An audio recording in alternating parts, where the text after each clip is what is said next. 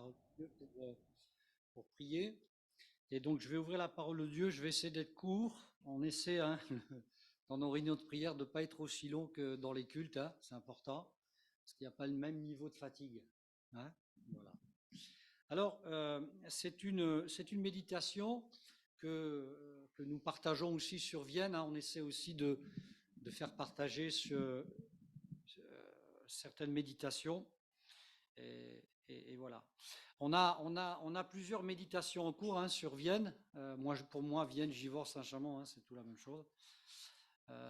Et on avait commencé une assez longue méditation concernant la prière. Vous savez, la Bible, on peut la considérer comme un livre. C'est un livre historique. C'est un livre de quoi encore? De généalogie. Alors ça, c'est vrai que c'est pas forcément le plus agréable à lire. C'est un livre de quoi? De poésie aussi. Ben voilà, et là, il n'y a plus rien à dire, c'est le livre de Dieu. C'est un livre prophétique aussi, voilà, livre prophétique, etc. Livre d'instruction, d'enseignement, d'encouragement, etc. Et un livre de prière, dans le sens où c'est pas un livre de prière qu'il faut prémâcher, non, c'est pas dans ce sens-là, mais un livre où des personnes ont prié et ont vu le résultat de la prière. Certains ne l'ont pas vu, mais d'autres l'ont vu, et cela donc pour nous encourager. Et ce soir, on va prendre l'exemple de quelqu'un qu'on connaît un petit peu, c'est Jésus. Jésus, si on doit le qualifier, il était un homme de prière. D'accord? Alors voilà, on va prendre ce deuxième volet parce que j'avais apporté en son temps le premier volet. On avait vu l'histoire de Jephthé. Bon, ça remonte peut-être à loin. Mais là, on va voir une des prières de Jésus un peu particulière dans l'évangile de Luc, au chapitre 10, au versets 21 et 22. Évangile de Luc. Voilà, il n'y aura pas beaucoup de versets, juste ensuite des choses qui vous seront indiquées. Luc 10, 21, 22. Et si vous voulez les notes, elles sont à votre disposition, pas de souci. Voilà.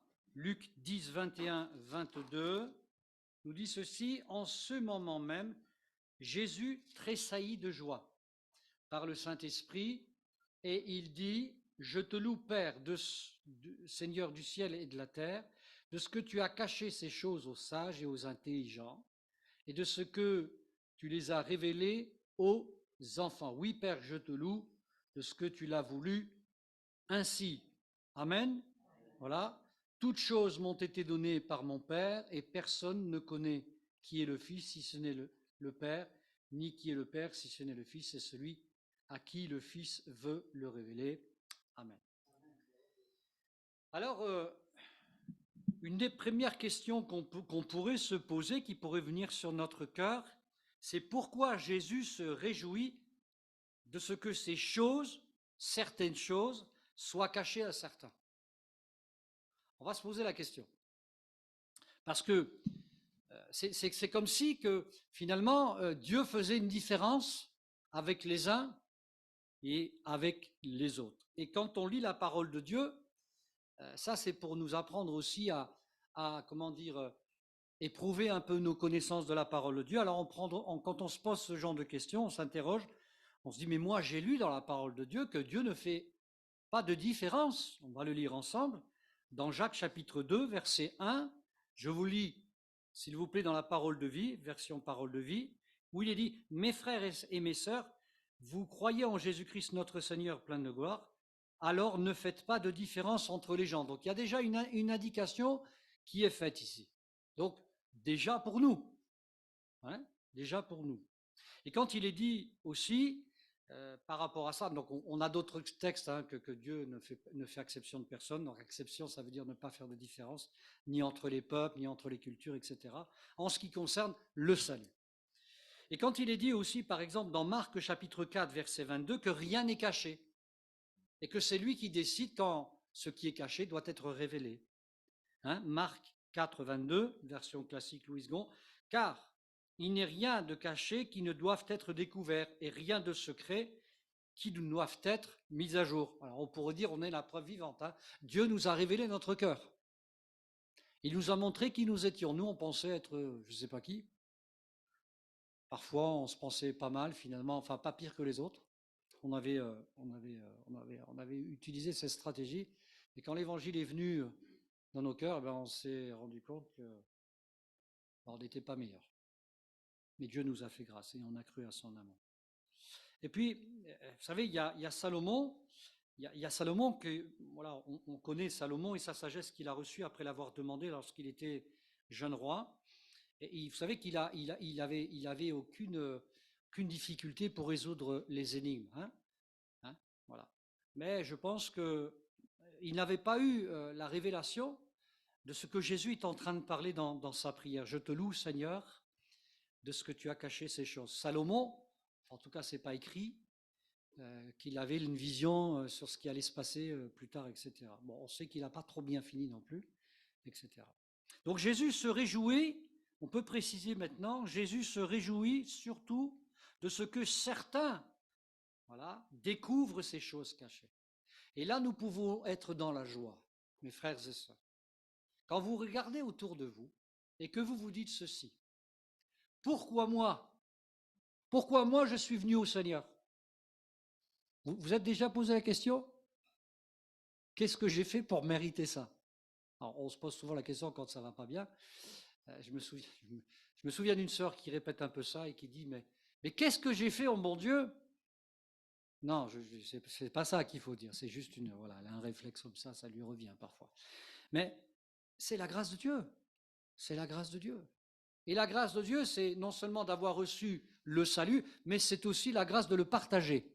Et vous verrez que les autres aussi pourront en voir accès parce qu'il a bien fallu que quelqu'un nous parle de l'évangile, hein, et souvent à plusieurs reprises. Nous avons été quelque peu résistants ici ou là, et un jour on s'est donné à Dieu. Amen. Donc Jésus se réjouit surtout de la suite de son ministère, de ce que tout cela va produire. On pourrait dire un petit peu là, c'est un peu encore embryonnaire, je le dis comme ça, déjà si on avait vécu tout ce qu'il avait vécu. Mais voilà. Alors, c'est important parce que le contexte qui nous est rapporté un petit peu, quand vous lirez un petit peu à la maison, je ne vais pas prendre le temps de le faire, dans les versets plus hauts, dans ce chapitre 10, eh bien c'est important de bien connaître ça pour comprendre la réaction de Jésus quand il dit cela. Et à la lecture des versets donc 21 et 22, donc c'est comme une conclusion qui arrive après plusieurs événements qui se sont déroulés. Il y a eu, par exemple, l'envoi des 70 en mission. Il y a 70 personnes qui ont été envoyées en mission avec des recommandations précises en cas d'opposition au message qu'ils avaient à apporter. Donc ça, c'est du verset 1 à 12 de ce chapitre 10 de Luc. Jésus va aussi dénoncer l'indifférence manifeste de certaines villes par la prophétie. Il va annoncer des choses. Et ces villes qui ne vont pas vouloir accepter le message de la bonne nouvelle de l'Évangile, versets 13 à 20, je résume bien sûr. Et certains, malgré tout, se réjouissent de la bonne nouvelle, et certains y sont malheureusement indifférents, et cela a été le cas d'ailleurs à toute époque. Je pense que vous aussi, vous rencontrez ce genre de comportement, à moins que tout le monde vous accueille, et à ce moment-là, j'aimerais bien savoir comment vous faites. Voilà. Mais ce n'est pas toujours le cas. L'évangile n'est pas toujours accepté. Nous-mêmes, nous ne l'avons pas, je le disais tout à l'heure, accepté tout de suite. Voilà. Et puis, il y a dans l'évangile aussi, simplement vous dire qu'il y a deux paraboles qui expliquent ces deux états de fait, qui nous disent que Jésus nous a prévenus que si nous témoignons, nous rencontrerons forcément ces deux cas de figure. Et ça, c'est justement pour pas que nous ne puissions perdre notre joie. Cela pour que nous ne puissions pas arrêter de témoigner. On a prié, je donne vraiment un petit témoignage, rien d'extraordinaire. Mais nous étions en jeûne et prière, d'ailleurs comme Givor, et puis, vous savez, parfois le Seigneur nous inspire. Et c'est marrant parce que on avait du bruit, tu sais, derrière l'estrade, à l'église, il y a des voisins. Et ils devaient faire des travaux, je ne sais pas ce qu'ils... Alors ça faisait drôle, parce on avait l'impression que quelqu'un frappait à la porte. Il n'y a pas de porte. Voilà. Alors on se regardait avec les frères, qu'est-ce qui se passe? Et puis le Saint-Esprit m'a parlé très simplement, il m'a dit, mais faudrait quand même que vous priez aussi pour les voisins. Voyez. Et on a prié pour les voisins. Et je me suis dit, en pareil cas, c'est bien de prier, mais c'est quoi la suite? Et puis je suis arrivé donc à l'église, c'était donc c'était avant la réunion de l'AGF, j'en ai parlé je crois. Et puis il y avait un voisin, alors c'était pas celui qui avait tapé, c'était l'autre d'un côté. Et puis vous savez, à l'église on a un club de sport, et souvent la porte elle est fermée parce que c'est pour les adhérents, etc. Et là elle était ouverte. Ni une ni deux, j'y vais. Voilà. Alors le prétexte c'était quoi? C'était monsieur, est-ce que vous avez la fibre chez vous? Parce que nous on n'arrive pas à l'avoir, etc. Ça c'était l'accroche, hein, comme on fait avec les enfants. Et après on s'est mis à discuter, simplement. Et puis j'allais partir, et puis cet homme il me dit, mais au fait, le centre évangélique, vous pouvez m'expliquer c'est quoi? Et vous savez ce qui s'est passé après, hein, pour un pasteur. Voilà. Et simplement, dans une simple conversation, eh bien, je lui ai expliqué l'église. Il se posait des questions, il avait déjà eu un contact avec les frères Vie et Lumière. Voilà. Et voilà, il y a une suite pour lui. Je ne sais pas ce que ça va donner, mais le Seigneur nous conduit et il honore nos prières. Et surtout, quand il nous inspire, c'est qu'il veut faire quelque chose ensuite. Voilà. Et quel que soit notre âge. Alors dans Matthieu chapitre 13, versets 44 à 46, il est dit ceci: le royaume des cieux est encore semblable à un trésor caché dans un champ. L'homme qui l'a trouvé le cache, et dans sa joie, il va vendre tout ce qu'il a et achète ce champ. Le royaume des cieux est encore semblable à un marchand qui cherche de belles perles. Il a trouvé une belle perle de grand prix. Il est allé la vendre tout ce qu'il avait et l'a achetée. Donc ça, c'est la joie. C'est ce qu'on préfère. Hein, c'est ce qu'on préfère. Mais ce n'est pas toujours le cas. Il y a la différence, hein, l'indifférence que nous pouvons trouver. Et ça aussi, il ne faut pas que ça nous décourage. Dans Luc chapitre 14, versets 15 à 24, permettez-moi quand même de le lire, de nous le rappeler. Un de ceux qui étaient à table, je situe le texte, après avoir entendu ces paroles, dit à Jésus: heureux celui qui prendra son repas dans le royaume de Dieu. Et Jésus lui répondit: un homme donna un grand souper, il invita beaucoup de gens. À l'heure du souper, il envoya son serviteur au convive. Et vous connaissez la suite. Tout ce public-là s'est mis à trouver des excuses. Il y a eu une indifférence, j'allais dire, généralisée en tout cas, de toutes celles et ceux qui étaient invités. Et ça peut nous décourager, mes frères et sœurs. Mais le Seigneur ne veut pas que nous puissions perdre notre joie à cause de ce que nos yeux voient. La Bible nous apprend qu'il ne faut pas regarder à l'apparence et aux circonstances. Il faut nous souvenir que Dieu agit jour et nuit, nuit et jour. Et que nos prières que nous allons faire monter encore ce soir, mardi après mardi, vendredi après mardi, soirée après soirée chez vous, etc., ne sont pas vaines. Parce que nous réclamons les âmes. Et nous sommes pile poil dans la volonté de Dieu. Alors, que nous puissions être dans la joie de ce que le Seigneur va faire. Ce qu'il faut ne pas omettre pour conclure, de rappeler dans ce récit de cette prière, c'est ce qui est dit à ses disciples en particulier, au verset suivant, 23 et 24, dans Luc 10 toujours. Il dira, en se tournant vers les disciples, il leur dit en particulier: heureux, les yeux voient ce que vous voyez. On pourrait dire, nous, ce que nous avons vécu. Car je vous le dis que beaucoup de prophètes et de rois ont désiré voir ce que vous voyez et ne l'ont pas vu, entendre ce que vous entendez et ne l'ont pas entendu. Parfois, on dit, mais moi, j'aurais bien aimé vivre au temps de Paul. On pourrait dire, mais sans les persécutions, parce qu'il en a vécu des choses. J'aimerais vivre.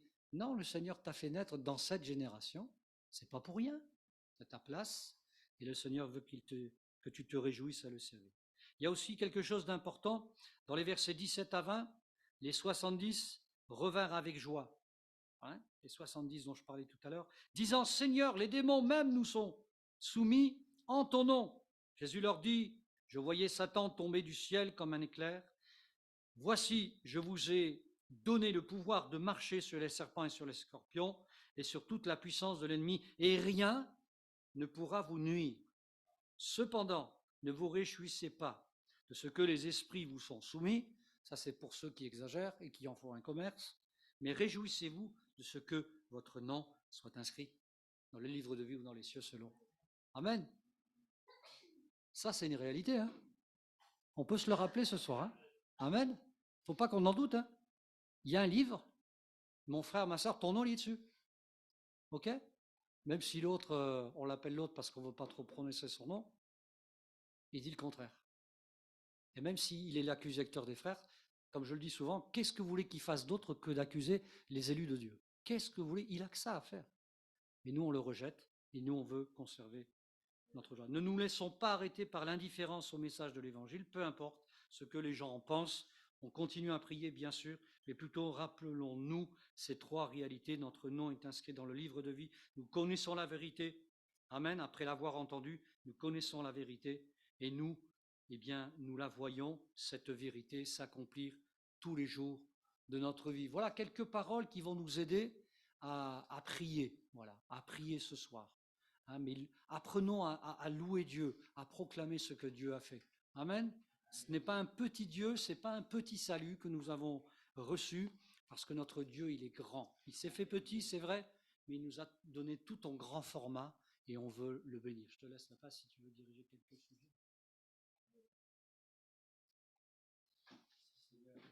Oui, on va encore prier, mais surtout ce qu'il faut, c'est déjà qu'on ne soit pas trop long pour que le maximum puisse prier. Et j'encourage tous ceux qui sont un peu timides à prendre la première fois le courage de le faire. Parce que c'est